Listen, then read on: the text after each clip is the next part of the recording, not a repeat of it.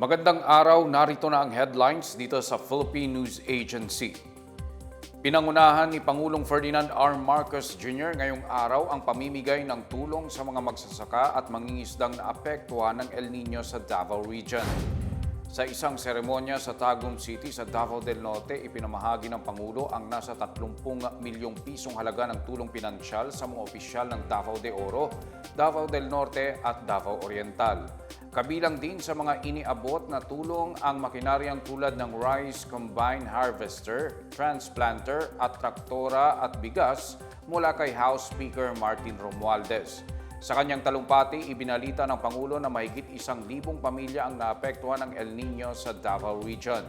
Umabot naman sa 50 milyong piso ang halaga ng pagkalugi ng mga magsasaka at mangingisda. Tiniyak ni Marcos na makikinabang ang mga benepisyaryo ng mga programa at proyekto ng kanyang administrasyon. Kasabay nito, iniutos ni Pangulong Marcos sa Department of Public Works and Highways na tapusin agad ang mga flood control project ng gobyerno. Sinabi niya na ginagawa ng gobyerno ang lahat para solusyonan ang malawakang pagbaha sa bansa, lalo na ngayong nagsimula na ang tag-ulan at papalapit na ang La Nina. Pinangunahan ng Philippine Drug Enforcement Agency o PDEA ang pagwasak sa tinatayang 9.1 billion pesos na halaga ng iligal na droga sa 13 Martires, Cavite. Nasa mahigit 2,800 kilong droga at sangkap sa paggawa nito na nasabat sa iba't ibang operasyon ang winasak ng PDEA. Kabilang dito ang mahigit 1 toneladang shabu na naharang ng mga otoridad sa isang checkpoint sa Alitagtag, Batangas noong 15 ng Abril. Ayon sa PDEA, kailangang wasakin agad ang mga naturang droga matapos gamitin bilang ebidensya sa mga kaso. Iginiit ng PDEA na ginagawa ito para patunayan sa publiko na hindi nire-recycle o ninanakaw ang mga nakukumpiska nilang droga. Sinaksihan ang pagwasak sa mga iligal na droga ng mga kinatawan ng Philippine National Police, Department of Justice, Department of the Interior and Local Government, mga lokal na opisyal at mga miyembro ng media.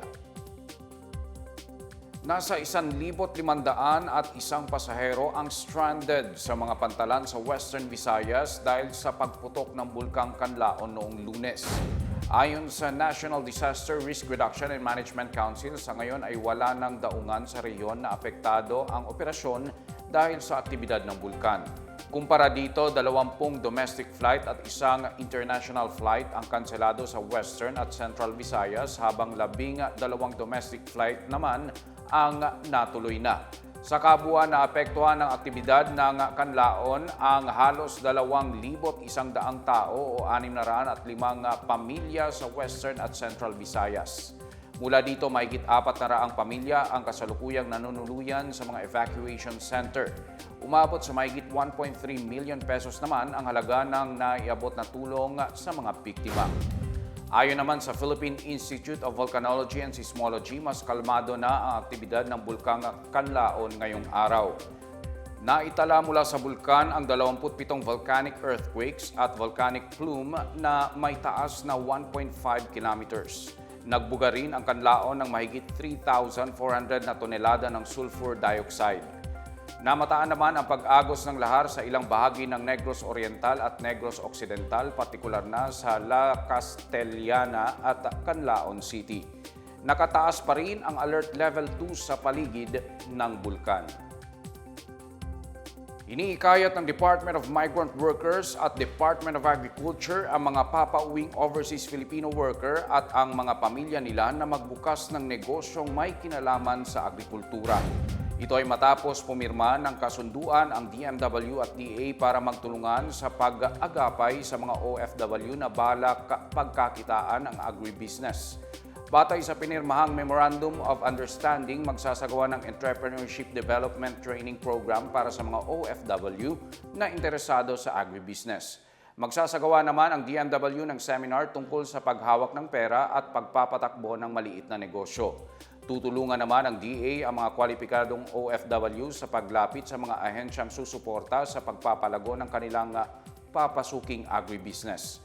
Ang programang ito ay bahagi ng reintegration program ng DMW para sa mga OFW na pauwi ng bansa. Ayon kay Agriculture Secretary Francisco Chu Laurel Jr., bahagi ng pagkilala sa mga sakripisyo ng mga OFW ay ang pagtitiyak na mayroon silang pagkakakitaan o trabaho sa kanilang pag-uwi. Para naman kay Migrant Workers Secretary Hans Leo Kakdak, tiyak na magiging patok at magandang pagkakakitaan ang agrikultura para sa mga OFW. Sa mga nagbabalak na dumayo sa Mindanao para umakyat sa Mount Apo, nagbabala ang Department of Environment and Natural Resources na bawal munang mag-camping at mag-trekking sa bundok hanggang katapusan ng Agosto. Ayon sa DNR Region 11, nagsimula na ang off-season sa Mount Apo Natural Park na nagtatagal mula 1 ng Hunyo hanggang Agosto at 31.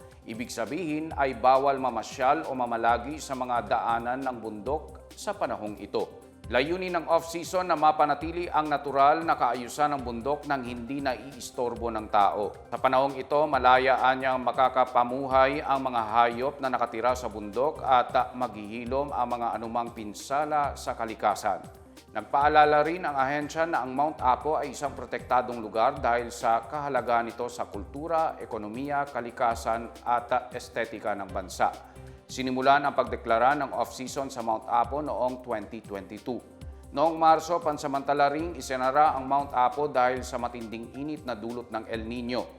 Sa kasalukuyan, may isinasagawang kampanya para maideklara ang bundok bilang isang UNESCO Global Geopark.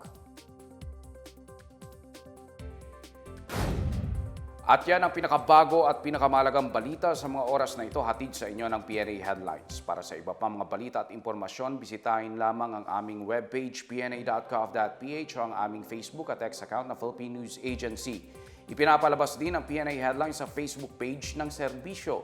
Mapapanood din ang PNA Headlines sa pamamagitan ng link sa website ng News and Information Bureau sa ilalim ng PNA News, sa YouTube account ng Philippine News Agency at sa Facebook page ng Presidential Communications Office o PCO. Ako si Wilnard Bacelonia, ito ang PNA Headlines, naghatid ng mga balitang nagbubuklod sa bagong Pilipinas.